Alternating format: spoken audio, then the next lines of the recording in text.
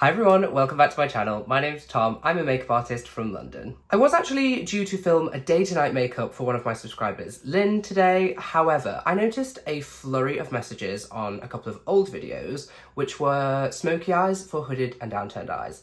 Now the lighting and the quality of the videos weren't so great, so I thought I would do an updated version of that today and then do my day-to-night video later. So if you'd like to know how to get an updated smoky eye routine for downturned and hooded eyes, please keep on watching. So I was recently gifted a bunch of the Mercier Caviar eye sticks, and this one is in the shade Cocoa. In my previous tutorial, I used a pencil to just go around the shape of the eye to give it a little bit of structure, but I just thought this would be a nice, easy way to do it also. So you need to look straight ahead into the camera and just follow along gently, slightly above where your hood exists. Can you just see how I'm just gently dotting this in and shaping around the eye? Now, it's really important that when you look straight ahead into your mirror that you can see this colour poking out. Because if you do have a hood like me, if you do it sort of turned back like this, it's going to disappear by the time you go forward.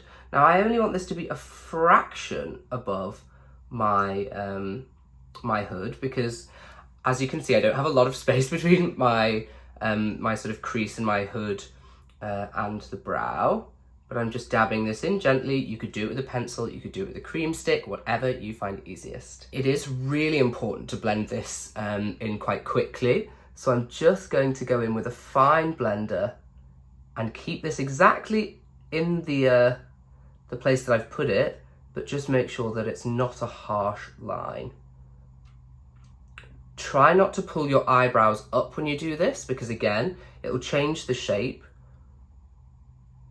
And just gently rub this in. I'm just going in now with the same Caviar stick all the way under the eye, quite messily. You don't have to be as careful with this shape because you already have your exact guideline from the bottom lash line, and I do want to have quite a lot of smokiness under here. Do blend that in. If you want to, you can put it directly on the waterline, but I'm not just yet because I'd actually like to go in with something even deeper for that. And I'm just going to keep blending that along that line upwards until it sort of meets that top shadow here. You can see, and I'm linking them up together.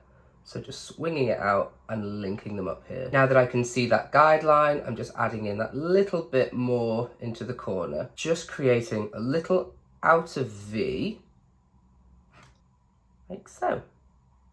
Now what you might be able to see is that this shape is quite rounded here. Now that's not going to be the most flattering if we're trying to turn the eyes upwards. So go back to your blending brush from before and just start to drag this outside corner gently up.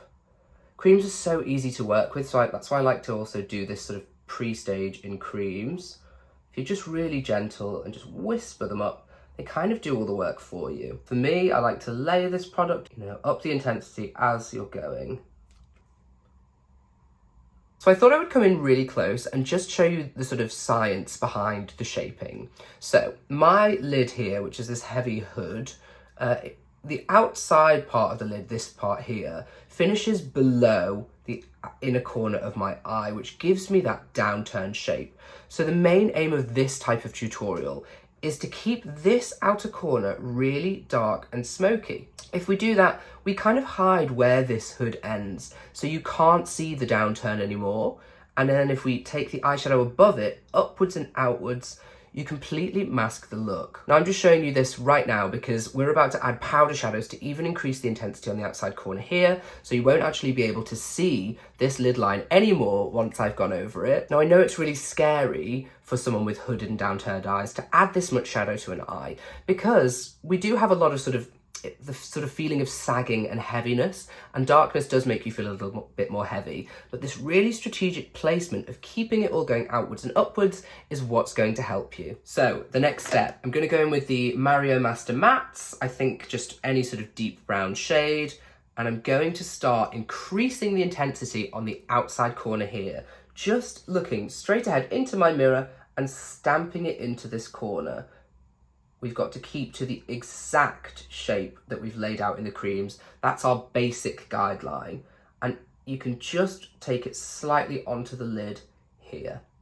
This whole outside corner needs to be inky dark, and you can gently whisper that in once you've laid it all in the outside corner, looking straight ahead. Take this also onto the bottom lash line, just to smoke that out more gently. It helps with the blend. All right, we're looking more and more like a raccoon as time goes on, but trust to the process. Next, I'm going up with another brown sort of eyeliner shade. This one is just from Kiko. The name of it's Runoff. It's just a deep brown. I'm taking it inside the waterline. I just find that this sort of pencil is slightly better suited for the waterline compared to, you know, like with my Caviar sticks from Noir and Mercier. This is actually designed to go inside the eye, so that's why I'm using it. Pop it on the bottom and then squeeze your lashes closed, and it'll just transfer some of this brown to the top. Now, depending on what was easiest for you, you could use that Caviar stick again, or just keep going with the liner, but you just have to take this really into the roots of the lashes. Now, I don't know about you, but that makes a huge difference for me in terms of the intensity of the look. I really love that sort of depth at the eye. It's completely up to you what you want to pop on your lids in this sort of free space. Some people like to keep it with a sort of paler nude matte shade if you want to do an all sort of monochrome matte eye, but I think I love a little bit of sort of shimmer in here. I'm going to start off trying this shade from the Orange Blossom Beauty Bento from the Kaja stack I got from America. I think, to be honest, I probably want something a little bit warmer and more red tone, but I'm just going to start with this and give it a go. Oh, it's just so beautiful. These shadows, honestly, are just the nicest things. Just look at that sort of glitter and gleam.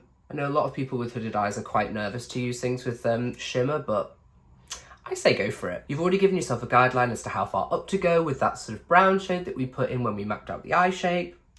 And you can just see when I'm looking ahead that it peaks out. And that's the reason that we went slightly above our natural sort of crease line there, so that you can still see something on the lid when you're looking straight ahead. For me, as ever, it's so important that everything is blended. So just blend this lid shade into your crease shade and into this outside corner here, so there's no line of demarcation.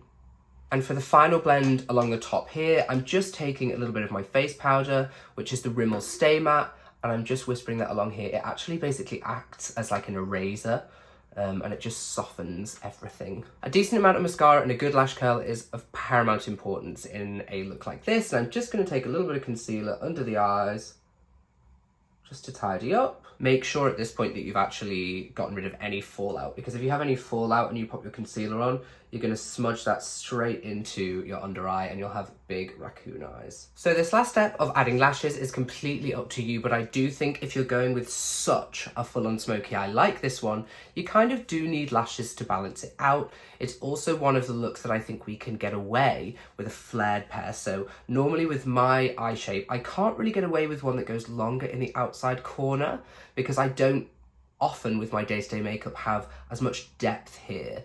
Because we've taken this outside corner so dark, you can't see that my eye is actually turned down, so the lashes do make sense to go up.